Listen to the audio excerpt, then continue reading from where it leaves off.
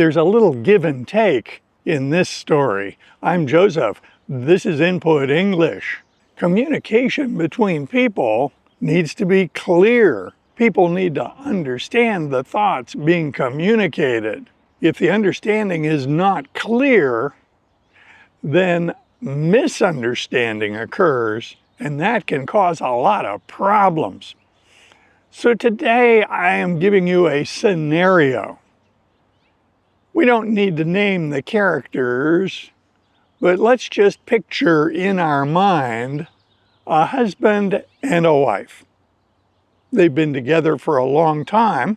As we join them in this scenario, the husband is on the couch waiting for his wife to get ready for a party.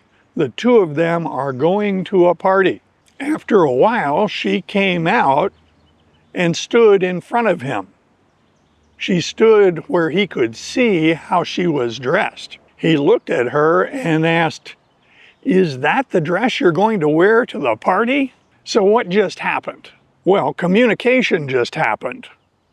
But it wasn't expressed communication.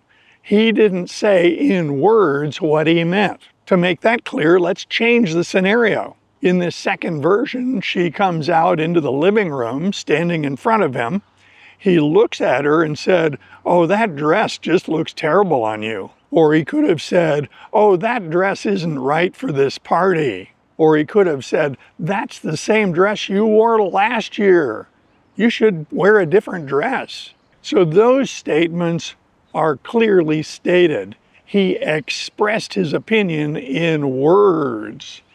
She didn't have to read any meaning into what he said because he said it expressly. If we communicate something expressly, we do it in words that are clear. Now that could be spoken or it could be written.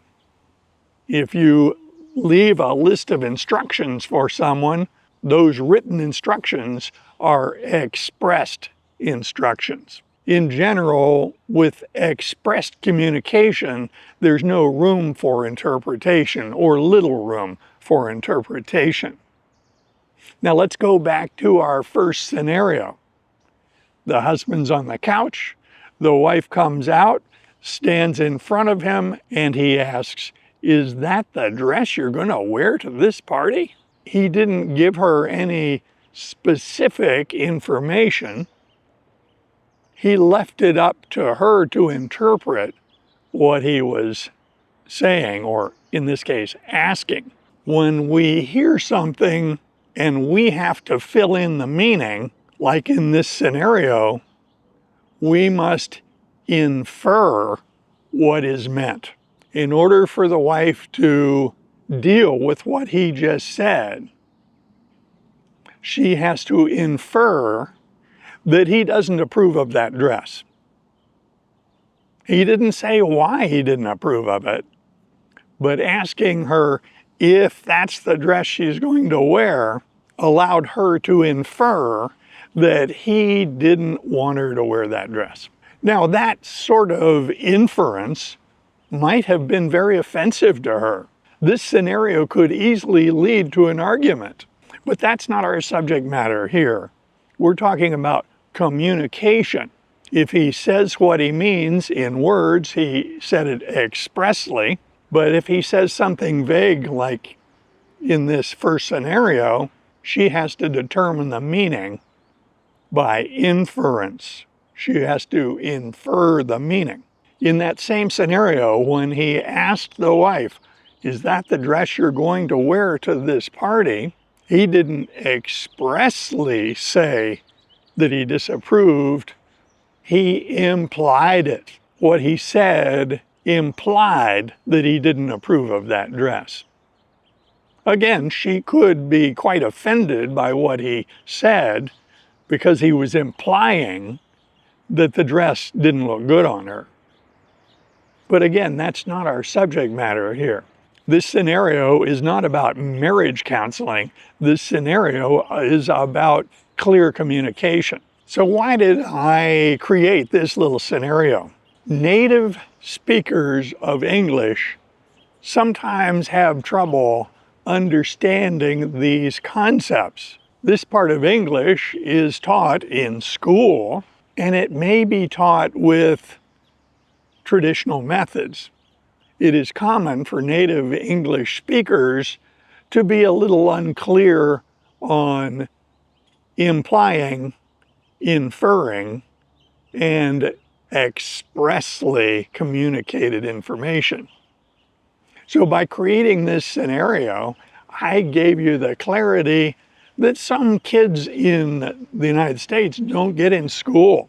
This shows you the power of comprehensible input. This poor hapless fellow sitting on the couch was in the unenviable position of trying to communicate to his wife that the dress she had picked out for the party was not right.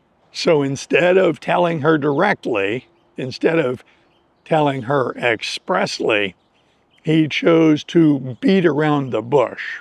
Beat around the bush is a casual expression commonly used in English to describe someone who does not directly express what they mean. Instead, they talk obliquely about the topic and allow the listener to infer the meaning. So in this scenario, let's review. The husband saw the wife and the selection of her dress. He implied that he didn't approve of it. When she heard what he said, she inferred that he didn't approve of it. And then what happened? What do you think happened? She smiled broadly and said, "Thank you. That's exactly what I thought. I put it on and I looked at it in the mirror and it just didn't look right to me. But I didn't want to go to the trouble to change. I didn't really know what I wanted to wear, but I suspected that this wasn't right. And so you just confirmed what I was thinking. Give me a minute. I'll go back into the bedroom and quickly change. I'll find something and then we can go to the party." The point I'm making here is not all indirect communication involving implying and inferring is going to be bad. People correctly interpret inferences every day. So the wife understood, she agreed, it took her another 5 minutes to change, and they were off to the party. Clear communication. This episode is a little experiment. It's not a long, elaborate story. It focuses on just a few concepts. A lot of words were spoken, and for comprehensible input, time in contact with the language is what you're looking for. But in this case, the content dealt with some grammatical minutiae, but it was in the form of comprehensible input, and hopefully you found it interesting enough that it's useful to you. I invite comments below, and if you like videos like this, be sure to click on this one next. See you soon.